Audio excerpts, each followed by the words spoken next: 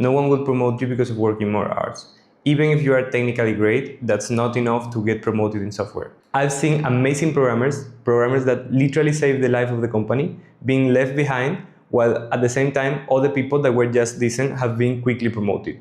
My name is Miguel, and I've been working in industries like software or aerospace for the past 4 years. I've been able to get high responsibility roles before 25.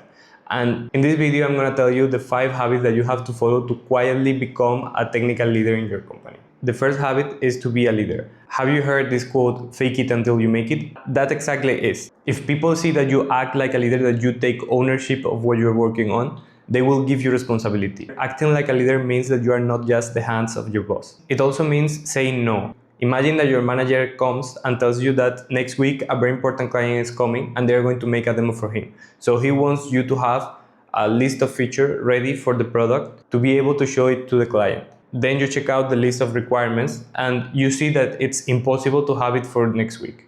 The first thing is to say no and say that you cannot have that. And I'm sure your manager will tell you, but try. And here is the important point. If you just say, yes, I'll try, he has understood that you'll probably have it and you have understood that you won't have it. The solution here is to not accept anything that you are not confident that you can do.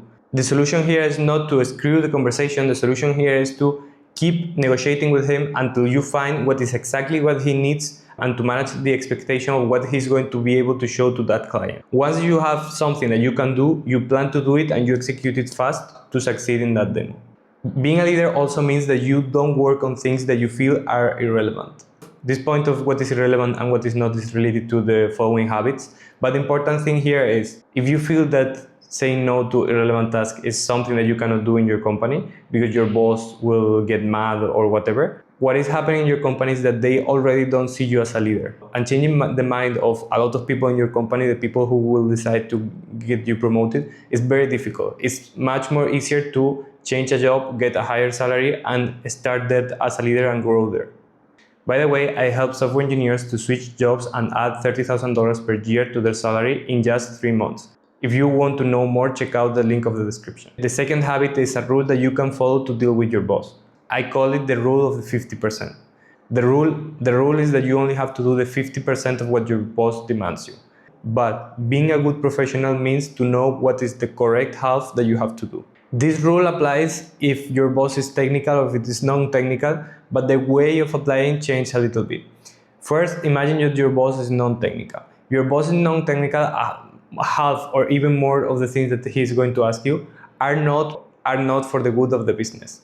An example, to you and tell you that he found with this automation with AI, data analytics, big data, he starts to use all these technical words that he doesn't know what they mean. And you, who are a great professional, a great software engineer, you explain him why all of these things are a bad idea or why they don't fit in your context because you don't have enough data to use big data, whatever. The next thing that happens is that he gets mad because he really wants to do that and he goes angry. The reality is that many times the reason why he comes with this big data, AI, cloud computing, whatever he comes with, it's because maybe he saw a TikToker doing some automation, something cool in 15 seconds, and he thought, if I apply this in the company and I show it to my brother-in-law in the next family gathering, that would be amazing. He's not actively thinking on that, but this is the kind of reason why he comes with these stupid ideas. And what you have to do is not to try to explain him technically because he doesn't mind about the technical part. You can do the following. You can create something called a gap list. And when he comes with these ideas, you tell him, oh, that's a great idea. I'm going to put it in the gap list. The gap list is a list which represents the gap between where we are and what we want to have. And you know what's going to happen. You can continue working in important things. And in 2 weeks, he will forget about the TikTok. He will be happy and nothing happened. If you have a technical boss, a boss that is an engineer and works with you, a technical leader, you can do exactly the same, just change the name. It's instead of call it a gap list, this is usually called in software a backlog. And every time that he gives you something that is not a priority, you can send it to the backlog. It's exactly the same thing. You should always work in the most important feature in this moment. And this is related with the next habit. The third habit is to not be a perfectionist. I've seen many people that are scared of their boss and they go to ask them every minor decision that they have to take. They are afraid of not doing everything perfect as their boss wants. And if your boss is managing more than 2-3 people, that's exactly the opposite of what your boss wants. You may believe that you are doing that for the good of the company, the good of the product that you are building, but the reason is that you are doing that because of fear and you are doing that because of you. The best thing for a company is to make errors as fast as possible and to solve them quickly too.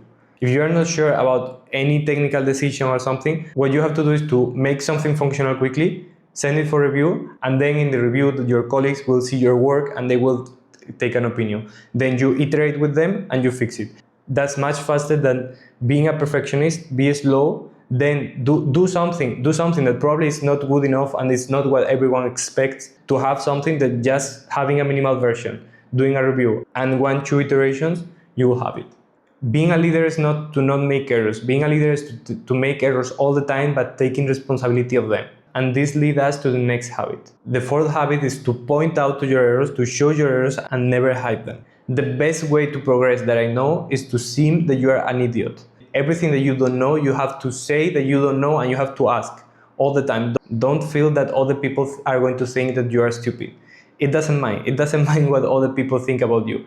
And it's actually the opposite. If people see you asking the right questions, they are going to answer you. And actually, as most of the people don't do that, you will stand out.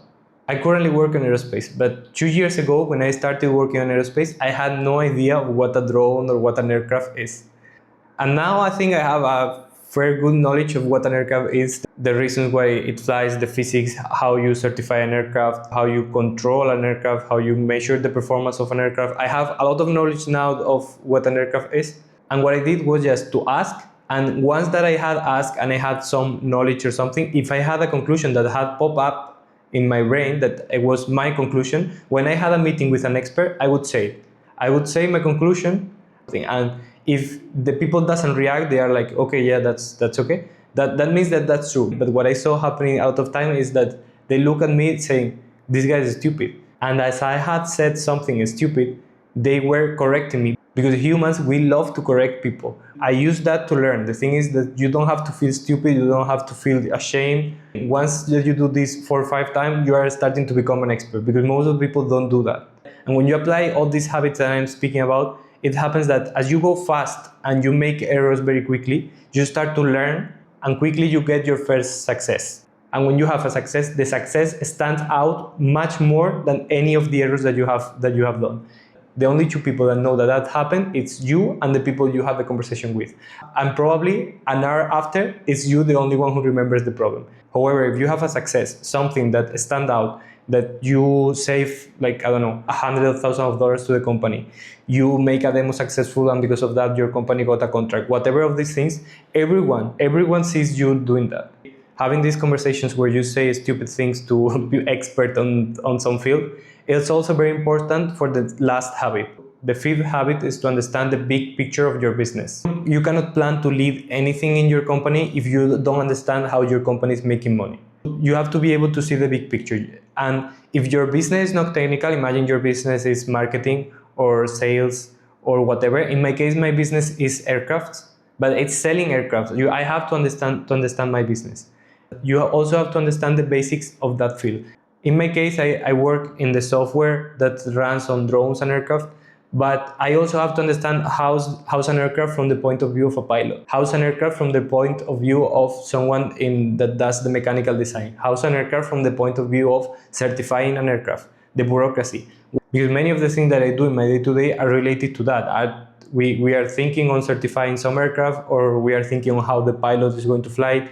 You have to understand the big picture of the project that you're working on to be able to lead, to add more value. If your company has any tool for marketing, what is important for the users of that tool? That's the thing that you have to understand.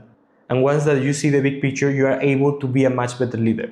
And you are able to take decisions that the people who rule your company, the founders or the CEO of your company, will see that you have the right mindset to be a leader of that company and even get a C role in your company. Something that can give you a lot of big picture is to switch jobs. If you switch from an industry to another and you understand different industries, there are ideas that can pop up in your mind that otherwise working in something very specific of your life won't give you.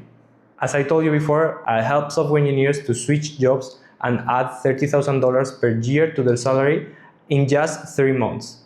If you are interested in working with me, check out thefreeengineer.com. The link is in the description, and there you can book a call with me to see if I really can help you. Bye.